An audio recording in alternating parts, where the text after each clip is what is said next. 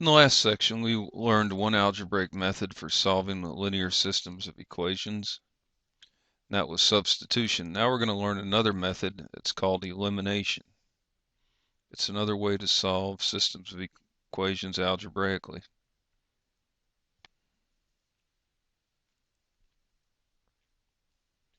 In the previous section, we learned how to eliminate either x or y because we can't solve when we have two different variables in an equation. So that method was called substitution. This one is called elimination. Sometimes substitution is easier to use, sometimes elimination. The way this method works is if you can add down the columns and eliminate x or y, we can solve this. Let's see what this means.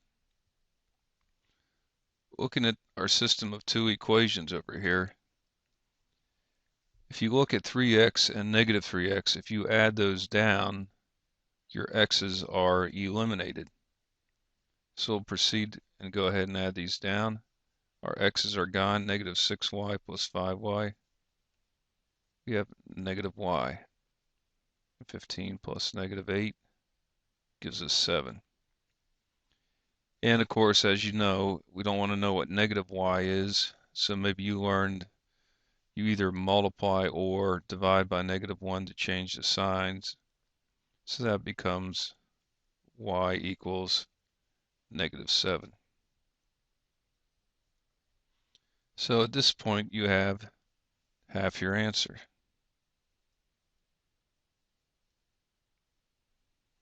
You still have to find x. Choose one of the two equations to go back and put in your negative 7 for y, and then you will find x. Whichever one looks easier to you. I try to avoid having too many negatives. That tends to create a higher risk of error. Either one will give you the same answer, however. So I'm going to choose this first one, and I'm going to go and put y in, or negative 7 in for y. So I have 3x minus 6. Take out y, put in negative 7 equals 15.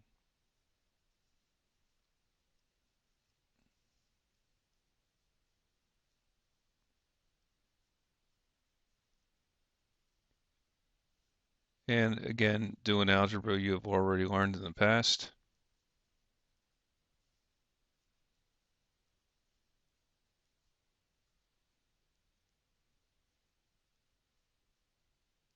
And x equals negative 9, which is what you're looking for to finish this off.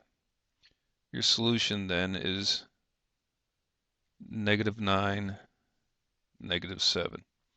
And as we said, whether you're graphing or solving by substitution or elimination, your answer is always a coordinate, an xy coordinate.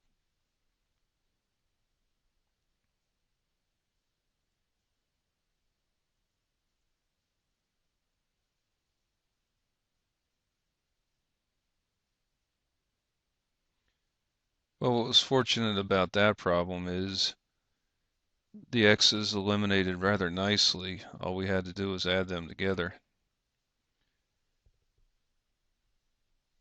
Sometimes you can't simply add those together to eliminate. But we have some options to deal with this. You can multiply one or both of the equations so they will eliminate.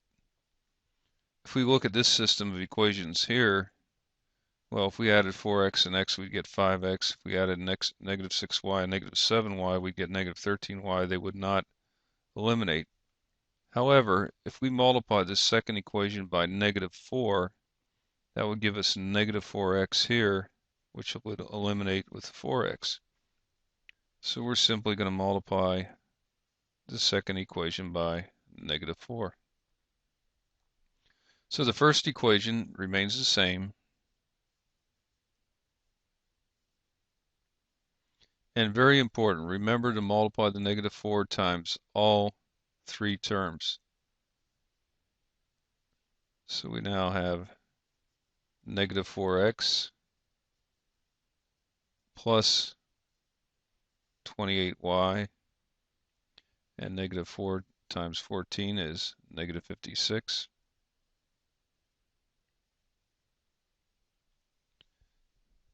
Okay, now we'll be able to add down, and again, this one, it looks like our x's will be eliminated. Negative 6y and 28y.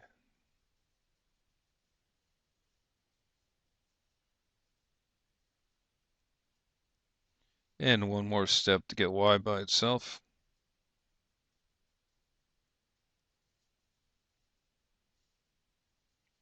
So you know y is negative 2. Again, you have half your answer now. You can go back into either equation, either of these two equations up here, put in your negative 2 into y, and see what x is. Well, I'll choose the first one. You would get the same answer no matter which one you picked. So we have 4x minus 6. We're taking out the y and putting in negative 2 since we now know y is equal to negative 2.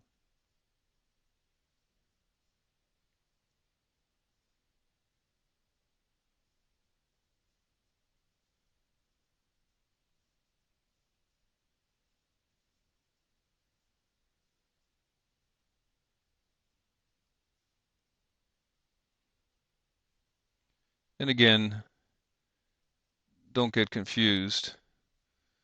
0 over 4 is simply 0, so x is equal to 0, which is the other part of your answer, and you've now solved it. Your solution is 0, negative 2. X is equal to 0, and y is equal to negative 2.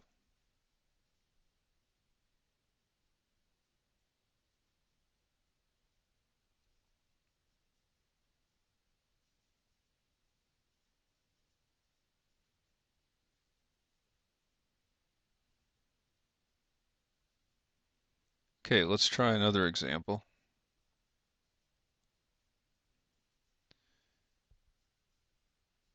Again, in some situations, we can't get away with just multiplying one of the equations. We prefer to, but sometimes, unless you want to deal and you don't want to deal with fractions, we'll have to multiply both. So I'm looking, and I could eliminate my y's or my x's here. To eliminate my y's, I'd have to multiply this, thinking in terms of least common multiples of 2 and 5. Multiply this by 2 to get 10y, and this by 5 to get negative 10y. But I try to keep my numbers as small as possible. So I'm going to go for multiples of 2 and 3 would give us 6 for x. So I'm going to multiply the first one by 3, which would give us 6x. And I'll multiply the second one by negative 2, which would give us negative 6x. So if you added those down, they would eliminate. Again, make sure you multiply times all three terms. There's a tendency for some people to forget to multiply the constant on this side. So the first equation becomes 6x plus 15y equals 42. And the second equation, which we're multiplying times negative 2, becomes negative 6x plus 4y equals 72. Now we can add down. Our x's eliminate, and we have 19y equals 114.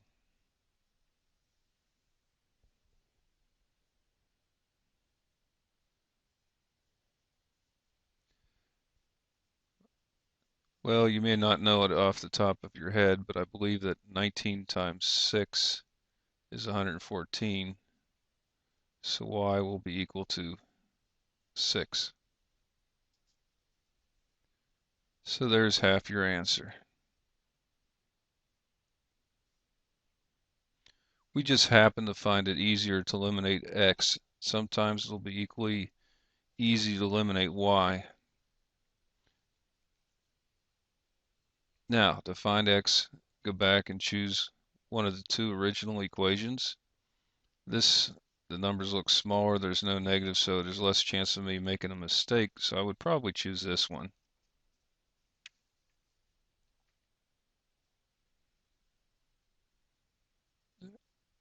Two x plus 5. Now we take out the y, and we now know y is equal to 6, so we'll put that in for y.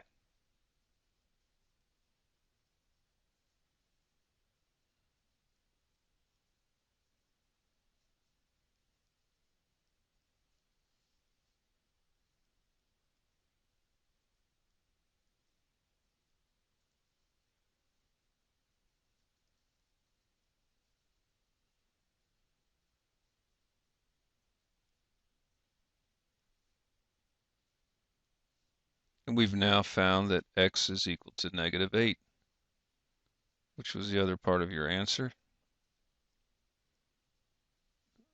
So your solution is the coordinate negative 8, 6. X equals negative 8, y equals 6. And as it notes down here, yeah, we could have eliminated y if we wanted to. You would get the same answer. We could have gotten 10y and negative 10y. Again, you try to keep your numbers smaller, makes them easier to work with.